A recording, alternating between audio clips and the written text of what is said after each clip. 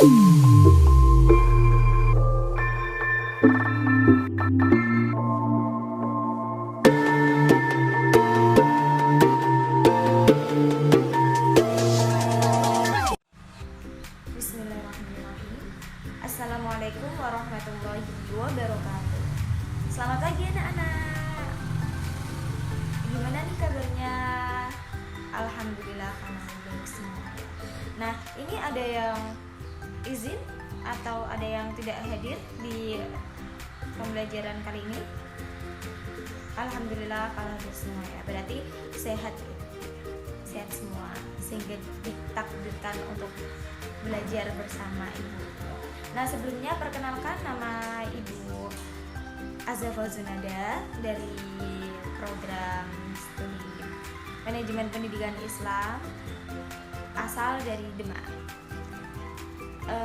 Sebelum pembelajaran dimulai, kita berdoa terlebih dahulu ya.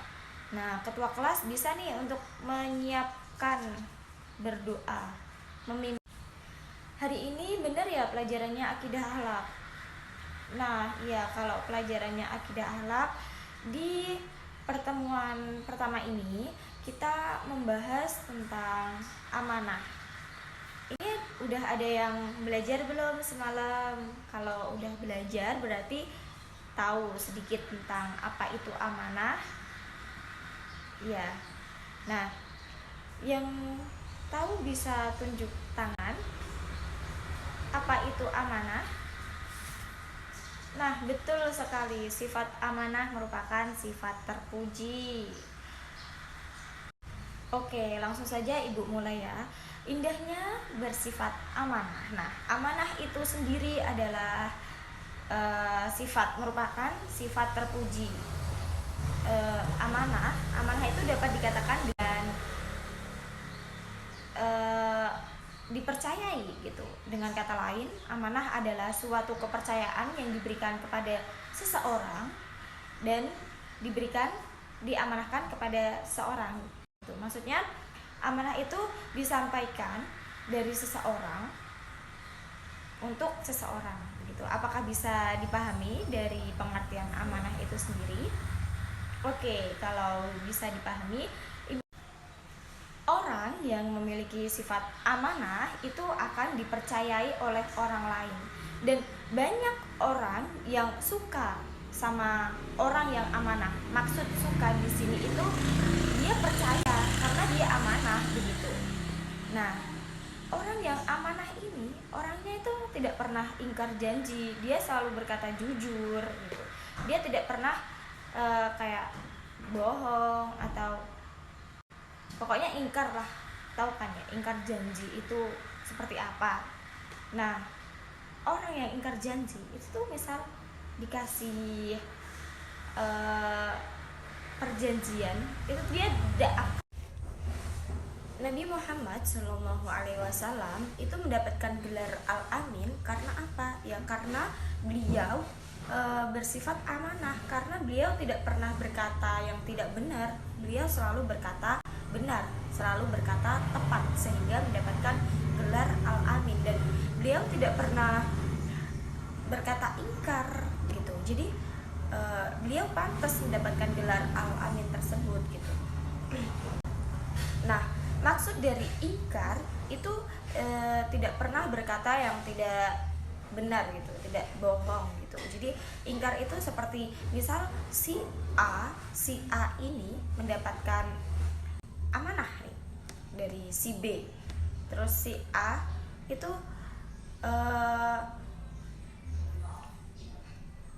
tidak menyampaikan ke orang lain gitu. Jadi kalau si B tanya kepada si A, ini tidak kamu sampaikan ke ini kan, kamu sesuai amanah kan? Jadi si A bilangnya enggak kok, enggak aku sampaikan, kalau emang benar-benar enggak disampaikan, dia enggak bohong. Itu namanya tidak ingkar. Itu. Amanah itu adalah salah satu sifat mulia, sehingga amat disayangkan jika sebagai seorang muslim itu kehilangan sifat mulia ini, yaitu sifat amanah. Nah, Allah dan Rasul itu telah memerintahkan kepada setiap muslim untuk menunaikan amanah ini. Dan ya, amanah ini sehingga amanah ini masuk ke dalam sifat terpuji karena sifat ini mulia gitu. Oleh karena itu sebagai seorang muslim kita hendaknya senantiasa berusaha sungguh-sungguh agar dapat menunaikan dan menjaga amanah sebaik-baiknya gitu, sehingga orang-orang itu kayak suka kepada orang yang amanah, orang yang bisa dipegang omongannya, seperti itu. Seperti firman Allah yang tentang sifat amanah ini yang sudah tertera di dalam Al-Quran surat Al-Nisa ayat 58, yaitu yang berbunyi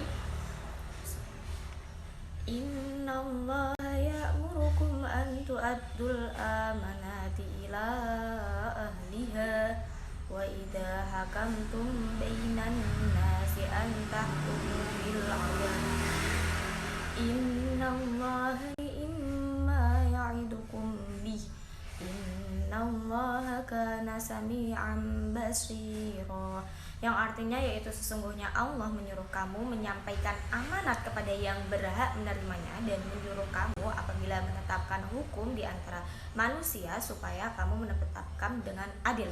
Sesungguhnya Allah memberi pengajaran yang sebaik-baiknya kepadamu. Sesungguhnya Allah adalah Maha Pendengar. Ayat 58. Terus selanjutnya ada perilaku amanah dalam kehidupan sehari-hari. Nah, orang yang bersifat amanah itu akan disenangi oleh orang banyak, ya sudah ibu sampaikan tadi di awal. Nah, orang yang disukai orang banyak dan orang yang dipercayai orang lain. Nah, itu karena apa? Karena sifat amanah, sehingga banyak orang yang percaya dan suka sama kita gitu. Amanah adalah sifat yang berkhianat atas kepercayaan yang tidak berkhianat, Amanah adalah sifat yang tidak berkhianat atas kepercayaan yang diberikannya.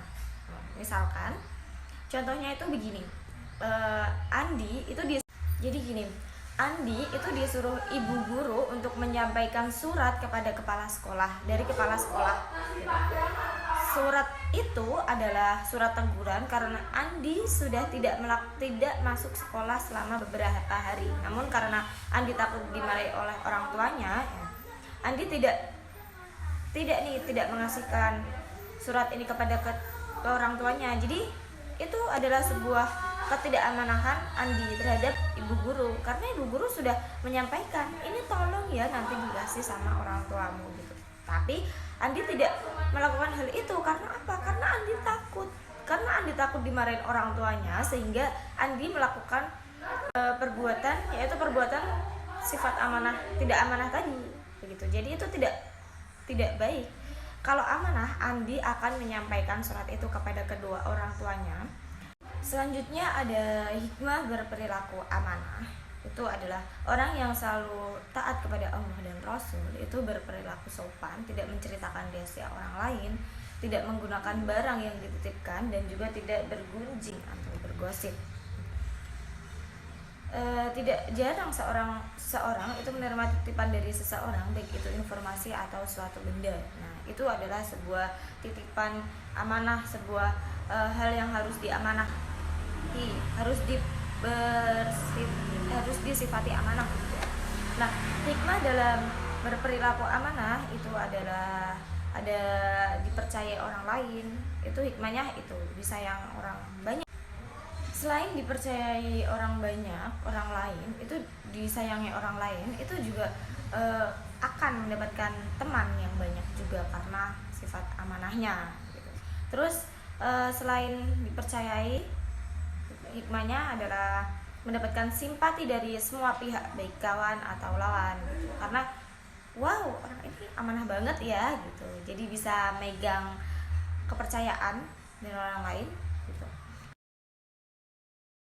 Terus yang selanjutnya ada hidupnya akan sukses dan dimudahkan Allah. Itu hal yang sangat mulia sekali gitu. Oke, Ibu Kira, materi kita sampai sini. Dan apakah ada yang ingin bertanya atau yang belum kurang paham, kurang jelas? Jika tidak ada, untuk teman-teman minggu depan bisa belajar materi selanjutnya dan bisa mengerjakan. Nanti kalau tidak bisa bisa bertanya dengan temannya. Kalau temannya tidak bisa langsung bertanya dengan ibu ya. Oke, jika ibu cukupkan. Jika ada salah-salah kata atau yang menyakiti hati kalian, mohon dimaafkan. Akhirul kalam, wassalamualaikum warahmatullahi wabarakatuh.